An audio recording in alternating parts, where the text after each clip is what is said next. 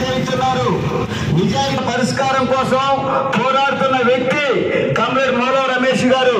Comrade మోలో Ramesh గారు ఎన్నికల గుర్తు సుత్తి కొడవలి నక్షత్రం. సుత్తి కొడవలి నక్షత్రం. సుత్తి కొడవలి నక్షత్రం గుర్తుపై మీ అమూల్యమైన పవిత్రమైన ఓటు ముద్రను వేసి అత్యధిక ఓట్ల మెజార్టీతో కామ్రేడ్ మోలో రమేష్ గారిని గెలిపించవలసిందిగా ప్రార్థిస్తున్నాం. ఇంకా ఏమనుకోవాలి వాళ్ళు ఇటు ఎడం చేతి పక్క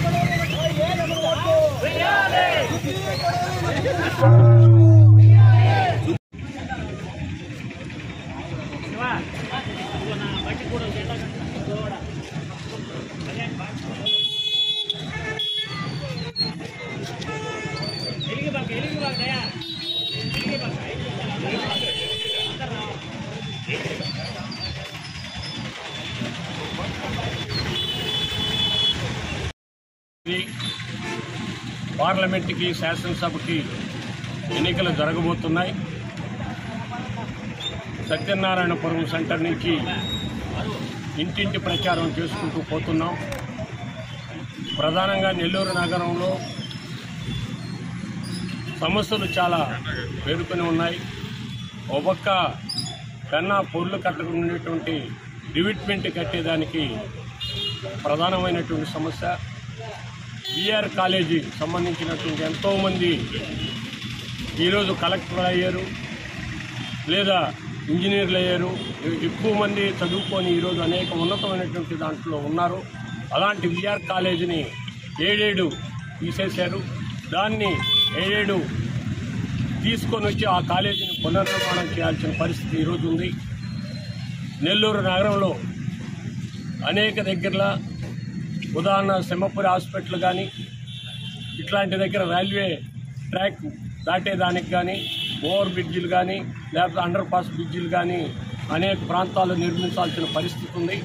ఇలాంటి పరిష్కారం కావాలంటే ఇయే కాకుండా నెల్లూరు నగరంలో అనేక మంది మేధావులు వాళ్ళందరూ కూడా ఈరోజు చెప్తున్నారు మార్క్సిస్ట్ పార్టీకి సుత్తి కొడవలి నక్షత్రం ఓటేస్తామని. అదే పద్ధతుల్లో హస్తం గుర్తుకి రాజుగారికి ఈ ప్రాంత ప్రజలు సత్యనారాయణపురం జాకృష్ణ నగర్ ప్రజలు మమ్మల్ని ఆదరిస్తున్నారు. ప్రధానమైనటువంటి ఈరోజు నెల్లూరు నగరంలో ఉన్నటువంటి సమస్యలే కాకుండా ఈ జిల్లా ఏదైతే జిల్లాలో ఉండేటువంటి అనేక సమస్యలు కూడా పరిష్కారం కావాల్సినటువంటి సోమేశ్వర హైవే కెనాల్ కానీ రాళ్లపాడు ప్రాజెక్టు కానీ ఇలాంటివి చూసుకున్నప్పుడు సమస్యల పరిష్కారం కోసం కృష్ణాపట్నం పోర్టు ప్రైవేటైజేషన్ ఇవ్వబోతుంటే థర్మల్ కేంద్రాన్ని వాటిని జెన్కో పరిశ్రమని మేము సిపిఎం పార్టీగా నిలబడి వాటి కోసం పోరాడి నిలుపుకోవడం జరిగింది.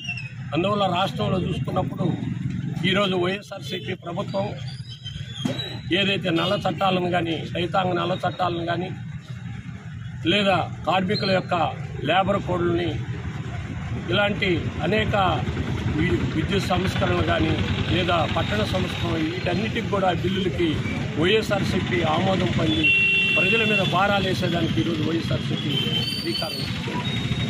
ఒక పక్క తెలుగుదేశం ఎన్డీఏతో కలిసి బీజేపీలో ఉంది.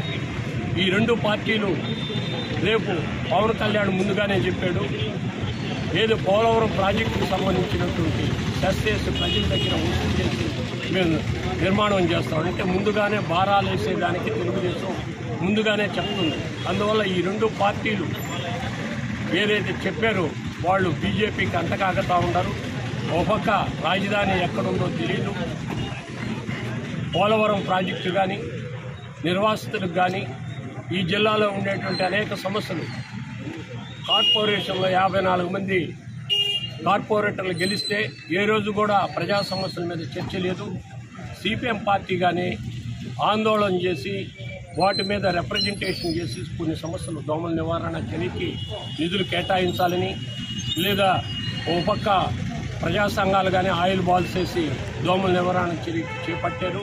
ఈ నెల్లూరు నగరంలో వేలాది మందికి ఇళ్ల స్థలాలు ఇచ్చింది సిపిఎం పార్టీ, ప్రభుత్వం ఇవ్వలేనటువంటి.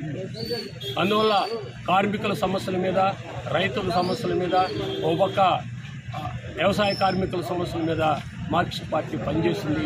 అందువల్ల ప్రజలందరూ ఆదరిస్తున్నారు.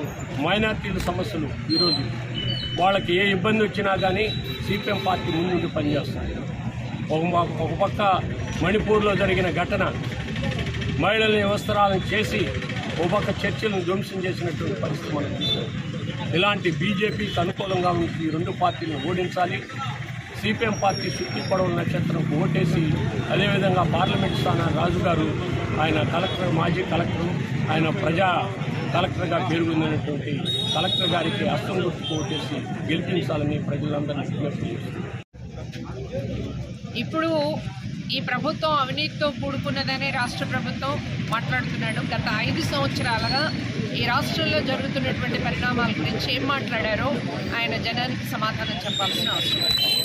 అలాగే పోలవరం ప్రాజెక్టు నిర్మాణానికి కానీ, రాజధాని నిర్మాణానికి కానీ చేయాల్సినటువంటి పని, ఇవ్వాల్సినటువంటి నిధులు లేకుండా బీజేపీ కూటమికి కానీ, అది సమర్థించేటటువంటి జగన్కి కానీ ఈ రాష్ట్ర ప్రజల్ని ఓటడిగే హక్కు కూడా ఉందా అనేటటువంటిది తేల్చాలి.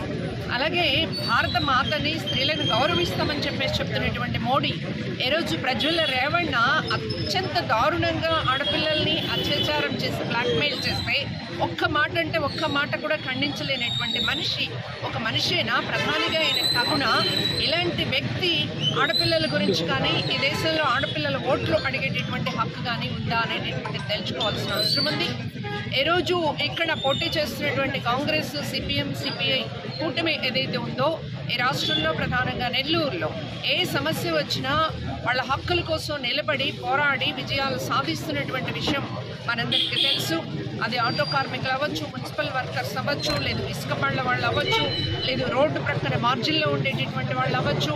ఎవరైతే ఈరోజు ధరల సమస్యతో, వేతనాల సమస్యతో, ఆదాయం లేక అవస్థపడుతున్నారో వాళ్ళందరి గొంతుక సిపిఎం గొంతుక. ఈ సిపిఎంకు ఓటు వేయడం అని చెప్పేసి అంటే ప్రజలు తమకు తాము ఓటు వేసుకోవడం, తాము గెలవడం, ఆ రకంగా తమని తాము గెలిపించుకోవాలని ఈ రకంగా దోపిడీ శక్తుల్ని ఈరోజు నోటుతో ఓట్లు కొనాలని చెప్పేసి పాటలు పడుతున్నటువంటి వాళ్ళని ఓడించడం ద్వారా ప్రజలు తమ ఆత్మగౌరవాన్ని నిలబెట్టుకోవాలని చెప్పేసి సిపిఎం విజ్ఞప్తి చేస్తా ఉంది.